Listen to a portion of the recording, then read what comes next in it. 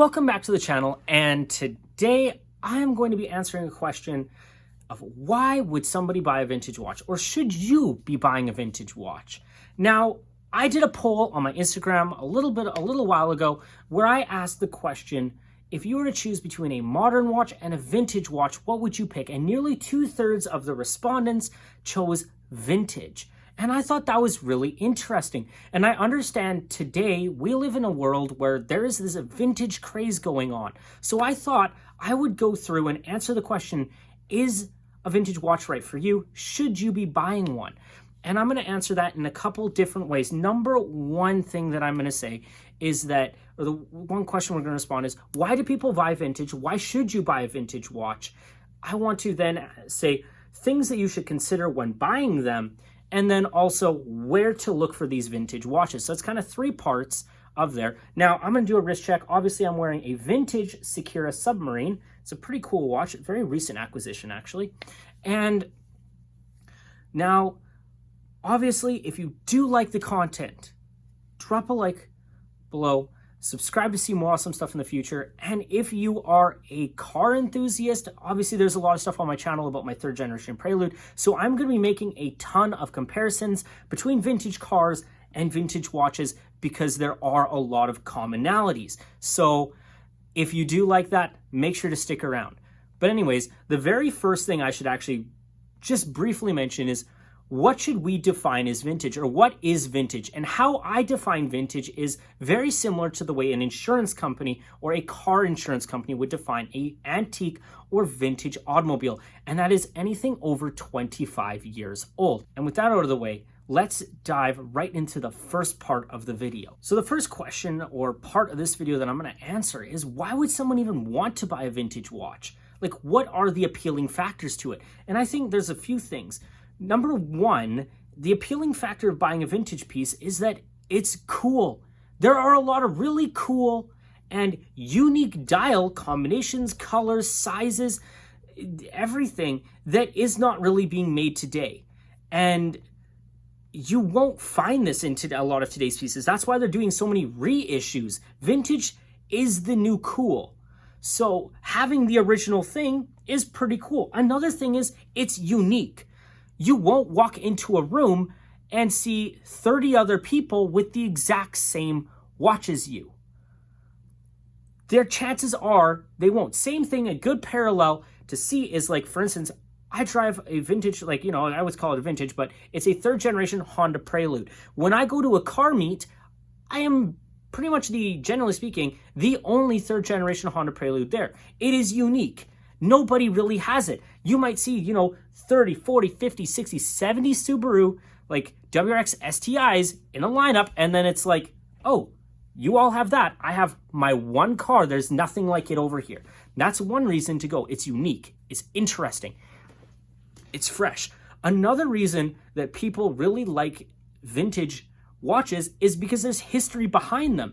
Like, I could look at this, the Secura, and be like, it's a really cool watch. I wonder what the company was at that point in time, like what Secura was.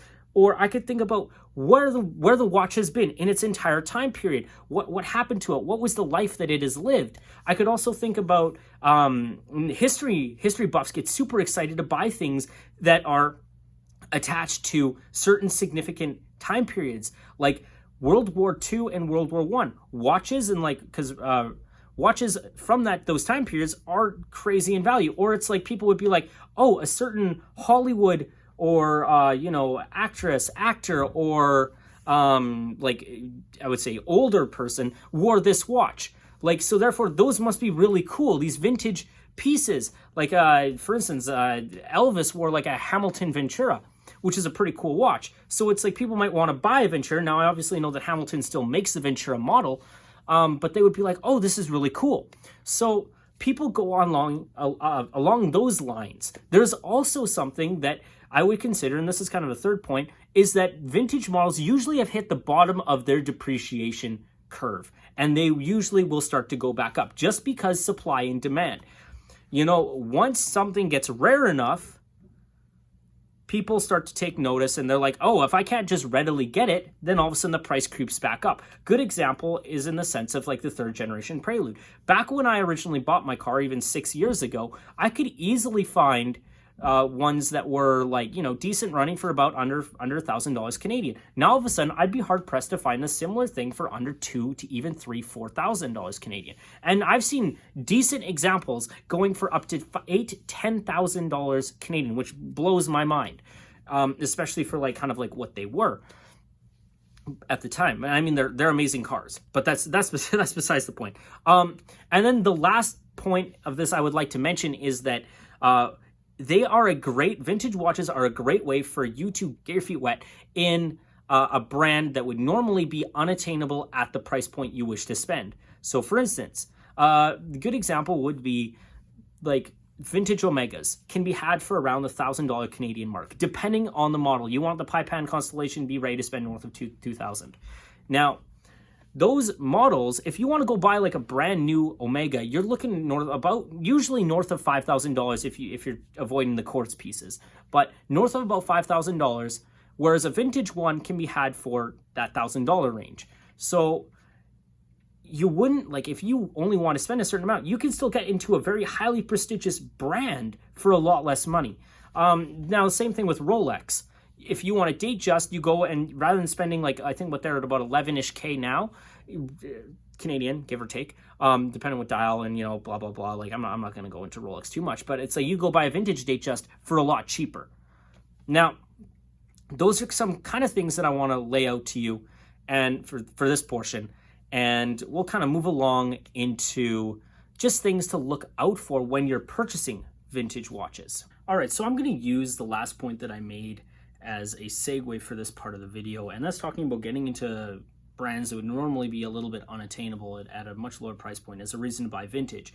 And I would say that holds true, but one thing you got to remember when you're buying vintage is that vintage watches are not built to the same tolerancy and have levels of technology that modern watches have. I'm not just talking about power reserve and things like that. There's literal technological advancements that have been made in the last, even 10 years that we don't see in watches from a while ago. Another thing to consider is that vintage watches won't keep time as accurately as modern watches. It's just plain simple. Now, if you're okay with that, that's fine. Another thing that you should know is that vintage watches they sometimes, depending on the age, will lack certain creature comforts that we have come to accept as kind of standard on modern watches. For instance, most vintage watches won't come with sapphire crystals. Sorry, they won't. Most of them will come with mineral glass or like Hesalite, which is kind of like a plexiglass, which can be polished, but that's, besides the point. Now, sometimes they won't come with hacking, so you can't set the time quite as accurately.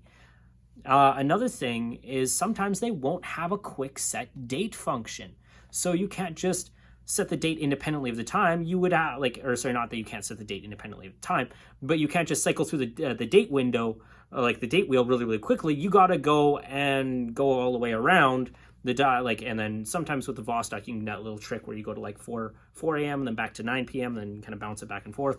But yeah, so it can be a little bit more time consuming to set the watch, especially if it's in a larger rotation.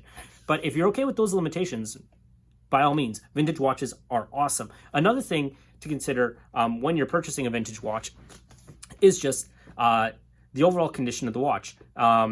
And if there has been any like modification or tampering to it, because that can decrease the value, especially things like redials. And that's a redial is basically when they've refinished and repainted the dial. So anything that is not original, same with cars, people don't really like. And you have to be kind of careful when you're purchasing watches, because sometimes they'll claim that it's a redial or that it's all original, but it isn't. But the new terms that I've been seeing a lot are refinished or repurposed. That's what I've been seeing. But all original is usually kind of the way to go. Also, there's polishing. If you over polish a watch, you're basically taking away the metal of it, and it can make the lugs really thin, and people don't really like that as much. So this is all talking from a value perspective. But yeah, there's also servicing. You have to build into, if the watch has not been serviced in a while, you're going to have to bill into the cost of getting the watch. So For instance, when I purchased my vintage Omega, it had been serviced about 2 years before I purchased it, which was basically recent enough for me. Now, he actually, the previous owner had receipts and everything for it. So that's what I would do. I'd be very careful with that when you're purchasing. Just make sure there's actual documentation. But if not, and you're buying it kind of sight unseen, like I did with my Rado, I knew the overall condition of the watch was good enough that I kind of took a risk, and I was just like, whatever, I'm sending it in anyway. So I build that into the overall price of the watch. But sometimes you don't want to spend, a few $100s on a vintage watch that looks really cool and then realize it's going to cost you like $200, $300, $400, $500 for a service. Now, most services cost about $200 and go upwards depending on, if it's a chronograph or, the complication that it has. So that's kind of where that is. And then another thing to consider is how hard is it for your watchmaker to get parts for this watch, especially the age and vintage of the watch. And like if the company is even in existence, can they still get, new old stock parts?